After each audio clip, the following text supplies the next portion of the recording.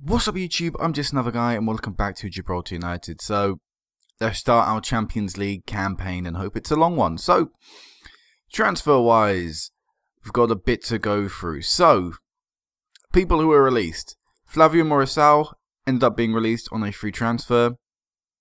Gareth Edwards was released on a free transfer. Mike Rawlins was released on a free transfer. Alvaro was also released on a free transfer. Who's he currently wanted by? Spanish team, okay. Ruddy Bondo was also released on a free transfer. Decided we no longer needed him. Matthew Kirby was released on a free transfer. 24 caps for the Gibraltar national team. I decided I no longer wanted him in the side. Miguel Fernandez also was released on free transfer. He's now gone to Lincoln Gibraltar. James Wilkinson, he was also released on a free transfer. Decided we no longer needed him. We'll skip over that one for now. And we loaned out a few people. So, the reason I skipped over that guy there is because our new right midfielder, Filippo Borgo, I actually released, and he now plays for Verona in the Italian Serie B.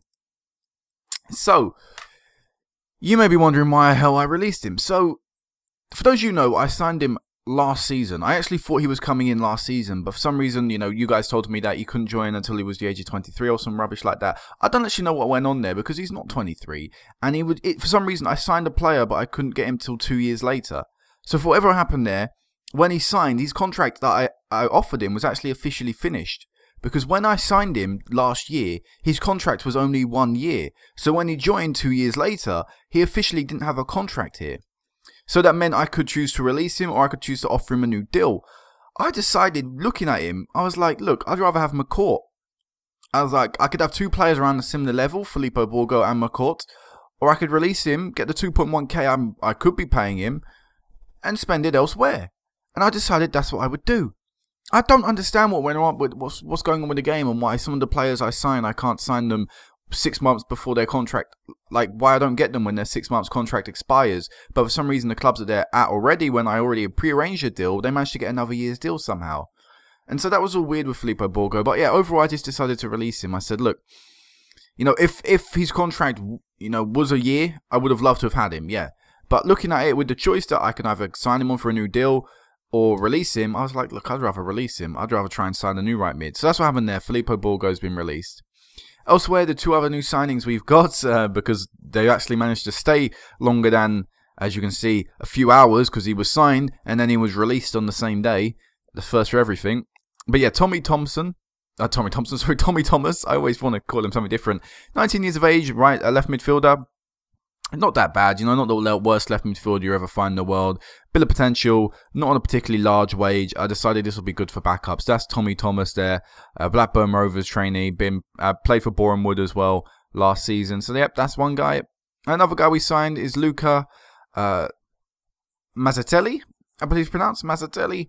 Centre midfield, he won't be playing today because he was not registered in time, but 30 years of age, centre midfielder. I think this guy is something we're sort of looking for. We need a little bit of experience in defence up front.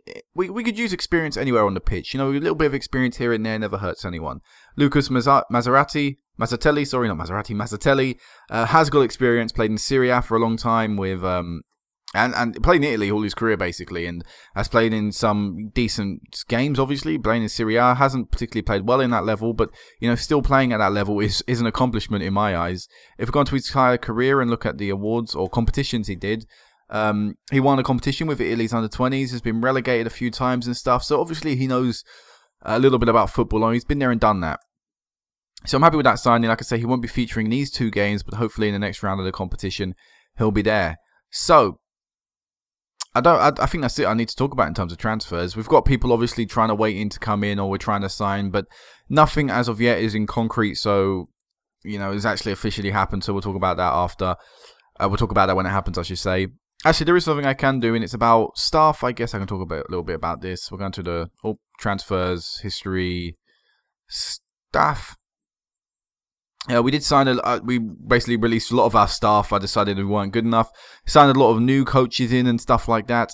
And if I go into my actual training and coaches, a lot of them aren't better or were not better than the ones we already had. So I'm trying to get everything up to a 4-star level.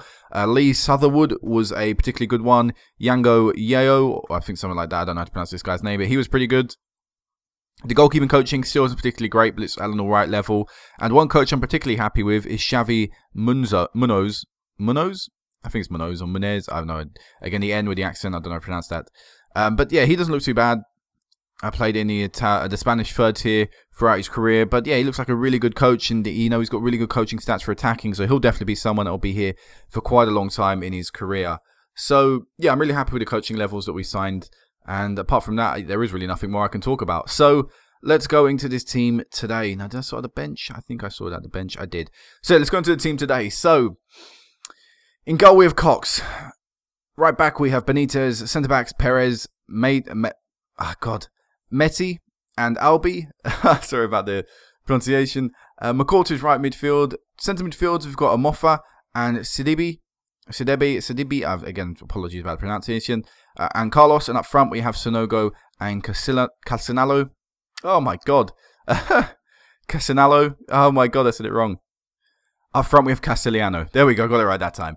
And the bench as well with Smith, Kevin Stockbridge, Amari, Morgan, Di Matteo, Thomas, and Miller. So, you know, one thing you can see there is the bench is not particularly strong. We've got a few, you know, we've got Stockbridge on there. He's not exactly a strong player. Jordan Smith is still here. I don't know from how much longer he is currently wanted by a few people.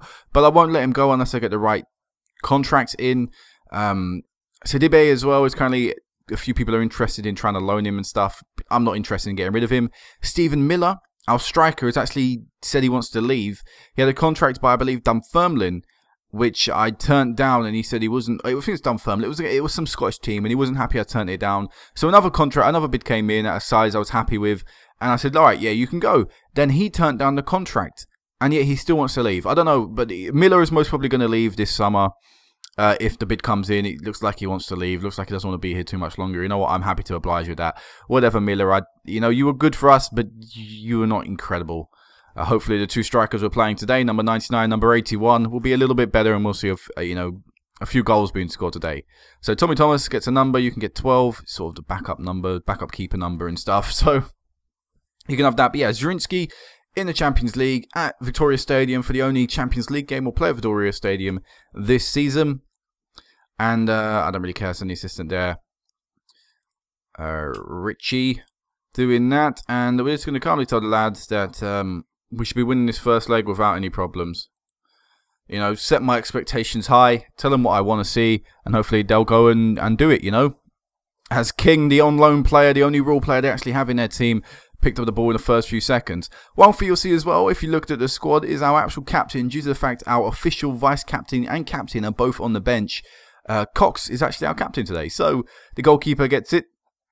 And, yeah, that's good for him, as unlucky not to score there, as Sonogo misses the opportunity. 2-click opportunities, actually, apparently we've missed so far in the first 10 minutes. So starting off really aggressively, getting a lot of ball, but unable so far to find the back of the net. That needs to obviously change. We don't want to repeat of last year where we failed to take our chances. We want to do everything in our power to avoid that, as keeper manages to save a pretty decent header. I mean, it had the height on it which could trouble him, but the power wasn't really there. But then again, if there was power there, the loopedness or whatever kind of thing, the height of the head there wouldn't have affected the keeper really. As we get the ball through though, McCourt, hitting the post, but he does get the rebound in. So McCourt making it 1-0 for us. 31 minutes into the game, that is good, and hopefully that should set us on our way to a decent aggregate scoreline against this team from Bosnia, against Zrinski. I think I say that wrong every time, but it sounds about right to me. So I can sort of look to maybe rest a few players. Not completely rest players, obviously, but look to sub off those who are most tired or most vulnerable to tiredness becoming a factor and maybe aggravating or producing an injury. So, Carlos to Casanello. Oh my god, Sonogo, how did you not score that? How did he not score that, Sonogo? Or rebound, keeper's pretty much on the floor. You have the whole of the goal to aim at. Oh, God. Not encouraging signs from this front two so far. It's not like they haven't played together, by the way. You know, I've seen them perform together in the league, but this is their first big Champions League test. So, Tommy Thomas will come on for his debut. We'll take off the slightly tiring Carlos from the match. I'll probably bring on Dan Morgan a little bit later as well for the the tiring Amofa. Sonogo to McCourt. Back to Sonogo, who's been tackled. Sonogo earning the ball back though, and we can try and whip this one in. Not exactly a great ball, but we're still going to build up play with this as there is no white shirts beyond that halfway line or near the halfway line for them to sort of press the defence. As Sanogo now with the ball earns the team a penalty. You know, that's at least something. You know, he's earned it for us. And who's taking it? I think it's a Moffa. I don't know why. Actually, no, it won't be a Moffa, will it? Or is it? I can't remember. I think I saw down my kick takers before this game with all the new signings and stuff, but I can't quite remember who my kick taker is, so this will be a surprise to me. Apparently, Sanogo has taken up a bit of a knock with that, and it is Sidibe. Again, apologies for that. But either way, he gets a goal and he makes it 2-0 to us, and that is great. Again, we're getting a lot of attempts on target and stuff, and a lot of click opportunities, half chances. Not really taking a lot of them, but at least we're 2-0 up, and at least we're not in a situation we were in last year where it looked like we could, you know, struggle to get through. Right now, we're looking very comfortable match stats wise and scoreline wise. As ball has gone through, it's a really good chance actually if we can find the right passes. McCourt been held up there and we have to play the ball backwards to try and build up play yet again. Spread to the left, lads, as Thomas is right there. Free, gets it to Thomas. Now looks to lay this off in the centre or go all the way if you wanted to. Nope, decides to play it to McCourt, who plays it to Sanogo, who does score. I think that might be offside. It is offside. It looks a bit, you know, looks a bit offside to me, so I don't really care. We're still currently 2-0 up, and there's still a lot of time left in this game. As here we go on the attack again. Thomas, Sanilio, Saliano, I keep saying the guy's name. It's hard to say his name quickly. I might have to just call him Jonathan or John or something up front. But, oh no, they're on the attack and they could get a goal back here. King across the face of goal, and lucky for us, no one was challenging in the box. But that was a pretty decent opportunity for them, and they almost made us pay for not really taking chances on the other end of the pitch. As again, we can't really clear the ball. There you go, the highlight ended, but finally, we'll get the ball out of the dangerous area. Yet again, Drinsky now building up play for themselves. If we can try and actually maybe dispossess them, create a counter-attack or something, that would be great. Not particularly strong on their passing by the looks of it with that misplaced pass moments ago. But they got the ball out wide and they whip it in and they actually get a goal. It's a mistimed header from Perez, actually costing us a goal there. And Michael King does score for Zurinsky, the on-loan player. And if you watch the header here, it is Perez, I believe, who goes in for the header and just sort of lets it fly past him. And as a result, you know, King's in front of the fullback and it's a very simple and easy header for him. So we're going to make a few more changes. We're going to take off Malte or Multi, whatever, and bring in Amari, who's looking a little bit tired. And we are going to take Moffa off, like I said, and we'll bring on Dan Morgan just to keep things fresh, or as fresh as we can on the field of play. And what's going on so far, it's, you know, substitutes. That 2-1 scoreline is not particularly great, and they, you know, they definitely look stronger in this second half, Zurinsky, and yet again they dispossess us with a lot of people forward, and they get the ball through, and in fact they're one-on-one really. It's a really good tackle there from Amari coming on from the bench there to prevent us conceding again and going 2-2. Alright, counter-attack from this. Come on. Oh no, come on. Not good enough. Yet again, not looking particularly strong in the Champions League, looking quite weak and quite vulnerable actually. And again, now them chances that we've missed actually do look very bad. And yet again, it is I don't know whether that's a fantastic save, I don't know whether it's a poor shot, but yet again we missed an opportunity to take another goal and get another goal in this game. And I don't want to be looking back at these, and you know, I don't want to be looking back again at the end of the season and being like, oh yeah, we didn't take enough chances again in the Champions League. Let's hope this game isn't you know, what we should expect in the Champions League, isn't showing us what our Champions League campaign is going to be like in terms of going forward and in terms of taking our chances. We do get a goal there, but it was very fortunate. It was an own goal. It could have easily been counted as Calandini or whatever his name is. Big John up front. Could have been counted as his goal, but it counted as an own goal for the goalkeeper. But we need to do a lot better going forward. Hopefully in the second leg we can show that, you know, a good scoreline, a clean sheet hopefully as well. That will be what I want anyway, and hopefully that's what we achieve. So I'll be back in a moment, lads, for the actually, yeah, I'll meet you guys back in a moment for the Champions League draw, where hopefully we'll see what kind of team we'll be facing up against, and hopefully, fingers crossed, avoid a big team like an Olympiacos or an FC Copenhagen. Alright, so let's go into this draw. We are not seeded yet again, as you know, we expect now. I don't think we are still yet at that seeded team level. But it doesn't seem like we're too far off it, as we're one of the top unseeded teams in the Group 1. So let's have a look at some of the teams we could potentially be getting. So we have Tel Aviv from Israel. We have either the Serbian team or the Icelandic team. I'll probably say the Serbian team, but, you know, I can't say that. I can pronounce it. Dynamo or the team from Malta. Obviously, I think we're going to become, that'll be Dynamo. Actually, quite an interesting game of Olympiacos or Stal Bucharest. That'll be quite a undecided one. And again, Bulgaria and Kazakhstan. I imagine the Bulgarian team will be going through, but it could, again, I'm not really sure. I'd probably say the Bulgarian team will be going through there. But yeah, that game, the Stal Bucharest Olympiacos, that's actually quite a surprising game. You know, they've both been in the Champions League group stages or beyond that, in terms of Olympiacos' case, in recent history. So for them to both be playing in the second qualifying phase obviously shows one of them has dropped a little bit in terms of their ability. So let's go. So Sparta, we obviously not got them. Oh, we're at home first. We're the first team drawn out of the Group 1 unseeded lot, so we could get anyone in Group 1. And it's probably going to be Dynamo. So, when was the last time we played Dynamo?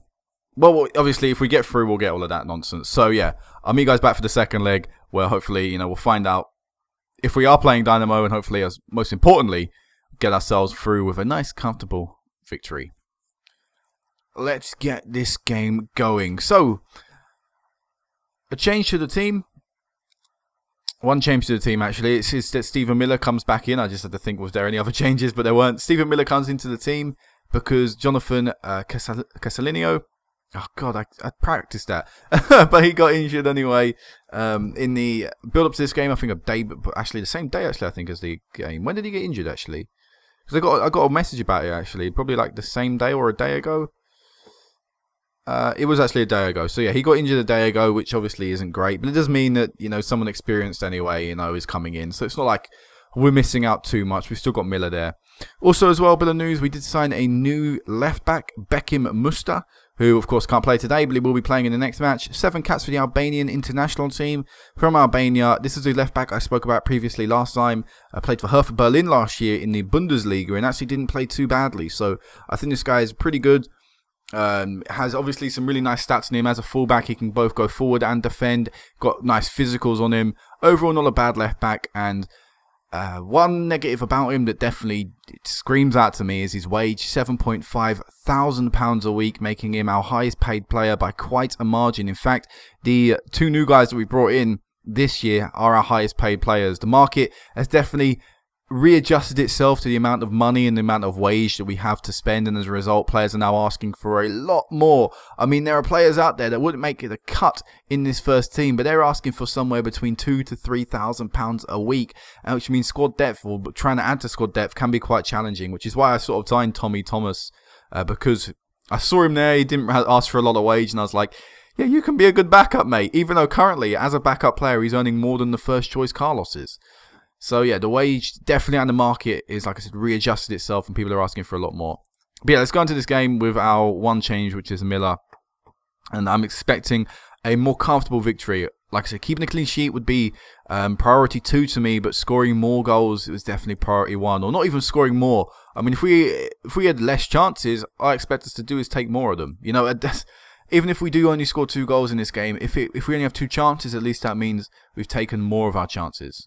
You know, last game we were all over the place, missing a lot of opportunities, missing a lot of really good opportunities, a lot of them as well falling to Snogo. So Snogo is out there today, and I'll be hoping for at least a goal from him, which will surely make him feel a little bit better after all the chances he missed in the last match. So here's Sidid Bey, who scores yet again, scoring a penalty in the last match, scoring a free kick in this one. He currently had not currently, but he previously had a loan offer actually from Genk coming for him. Of course, I turned that down, but that again shows the quality of player he is, that he's actually attracting some pretty decent teams coming in after him. I mean, I don't know why they'd accept a loan.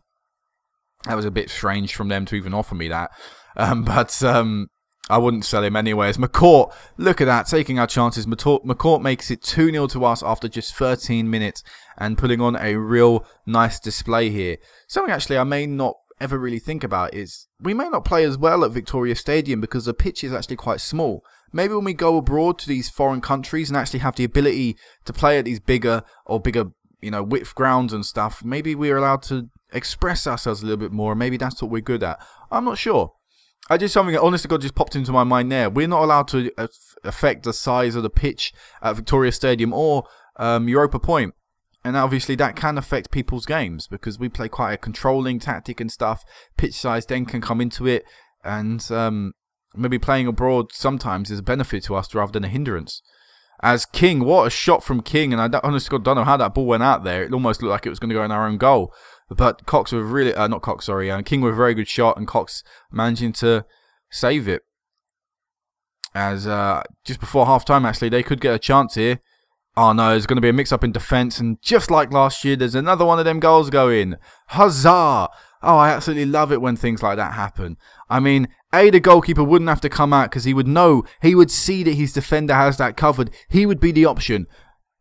Malte would run back, touch the ball, or maybe first time pass to Cox. Cox open up his body, play it out with his right foot. If he's right-footed, if he's left-footed, he could just play it to the other fullback, away from the danger.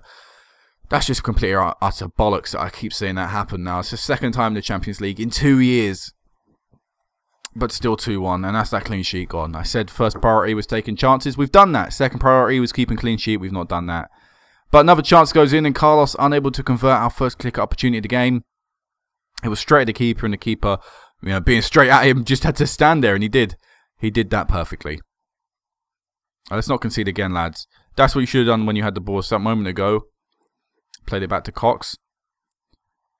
And Miller. There you go. And building up play nicely now, Carlos. So you got to do is lay it off. Gets tackled, but McCourt can do his job for him. No, he can't. He can't even pass it to a yellow shirt. Benitez playing it to McCourt. McCourt have another attempt. Alright, playing it backwards to Amofa.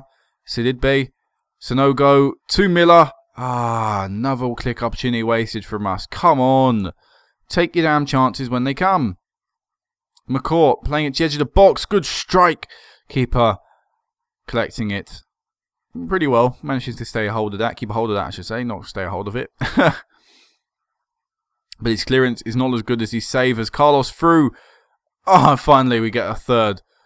And that wasn't even a clear cut or half chance. In fact, it was just a little bit of poor keeping that earned us our third goal. But at least we get another goal onto the board. And it doesn't look so bad than wasted chances. So disappointing though that we still are not really converting enough chances. Still not really good enough going forward. And I don't know whether it's a tactic, I don't know what it is, but something's definitely got to change soon. Because we've changed players now again, and we've improved the quality of players, or I feel we've improved the quality of players. And still missing chances. Sonogo just missed one obviously a second ago. Miller with that free kick, or the corner, which he headed over the bar, but that obviously wasn't a clear opportunity. Sonogo, there you go. Sonogo does finally get a goal in the 67th minute. And again, it's not a clear cut or a half chance. So, quite strange that these guys are managing to score. Chances don't actually count as really good opportunities to score. Instead, they get the more difficult ones.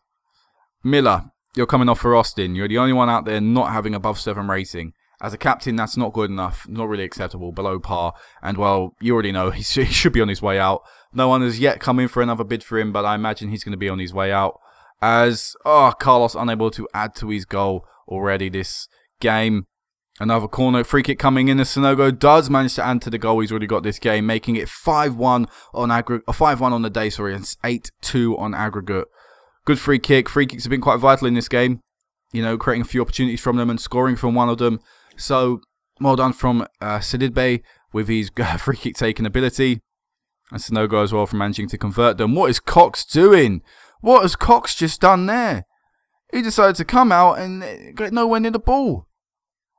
What an absolutely shocking decision. The defence obviously shouldn't have let Filarkov, whatever his name is, Filarkovic, run through them like that. But Cox came out, and at that point, you've got to get the ball. If you're going to come out to the edge of your area, you've got to get near the ball. You've got to get the ball. Otherwise, things like that happen. They're disappointed to concede that second goal. It's another poor goal to concede on our behalf. Right, let's get another goal and make up for the goal we've just conceded. Sonogo to McCourt. I see Austin making a bit of a run. He decides to play it backwards. Again, needs to look to the left-hand side of the pitch now. A lot of people have pulled over to this right. Still, we try and attack down that right-hand side and actually get a little bit of a break here. Austin through, and Austin scores. Miller looked uninterested for a long time. Finally decided to bring Austin on, and it takes him a little while, but he does get a goal as a sub. So Austin will probably be our third choice keeper this season when Miller leaves. Or third choice striker, sorry, when Miller leaves. So it's good to see that he scores And, you know, he won't be on any sort of goal drought, which I doubt he was on anyway. But at least, you know, he's got a goal under his belt this season. He'll be happy with that. And that obviously improved his morale. And Moffa, you can stay on for these last few minutes anyway. There's no time left. In fact, the full-time whistle should have gone a minute ago, a minute and a half ago, 2 minutes ago. What's the ref doing? Come on, blow your whistle. Or is he waiting for us to score again? And Snogo could... Oh, what was that pass to King? I could have easily got a goal. Actually, is that the King, the guy that meant to be playing up front, playing right back? I'm not surprised they're struggling. But either way, 6-2 victory on the day. 9-2 on aggregate. Almost getting 10 goals on aggregate scored against the team. Very close to getting that.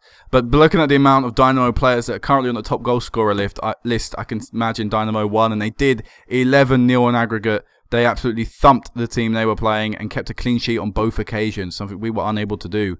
And I'll know a few injuries I see popping up. Moffa out for 2 weeks, and Cox, most importantly, out for 5 to 8 days. I don't know if that'll keep him out of the next match in a week's time. You know, whether that will... What's his injury? Bruised thigh. He should be able to play in the next match. I don't see why that would keep him out of a full match. Just a little bit of a bruise on his leg. But yep, Snogo was apparently the key player there. O'Neill actually came to our game to watch Colin McCourt, who I think made his international debut in the summer. So, being noticed on the international stage, it's always nice for one of your players to get that to them. Moffa definitely will be out of the next match, so what it does mean is Dan Morgan will come into the lineup. But also in the next match, we will of course have our new left back, Mattia Albi will go onto the bench. We will also have our new centre mid. Actually, it won't actually be Dan Morgan making the debut. It will be Mazzatelli coming on, making his debut. Morgan will instead go onto the bench instead of Moffa. Will you be back? You probably won't. So again, Miller will start. Yeah, I think we'll still start with Miller. We'll still give him that start against Dynamo. But yeah, it has been officially confirmed now. We will be playing Dynamo. When did we last play these guys? Or have we played these guys before? Am I getting... No, I'm not getting my saves confused. We did play these guys before. 3 years ago, we played them. On that day, we lost 1-0 and drew 1-1. Ended up being knocked out of the tournament. Let's have a look at the team. In the last time we officially played them, which was on the 9th of August. In the third qualifying phase, so the exact same stage of the competition. Let's have a look at the starting lineup. Smith, Ibondo, Amari, Varana, Perez, Albi, Siade, Benjamin CAD.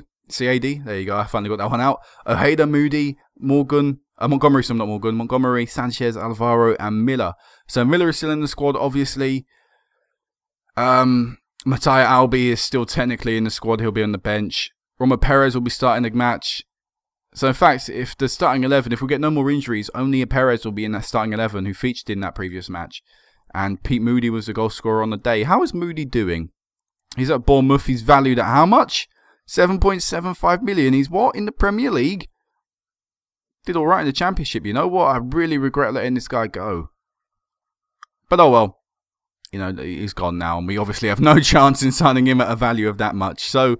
yeah, this will be for now, guys. Next time I meet you back will be the Dynamo game. We're given the favourites tag at home, but Dynamo are given the favourites tag at their home. So it could be quite an interesting game. It could be a tie of two halves. You know, the home legs for both teams being quite important for both teams respectively. So until then, guys, peace out.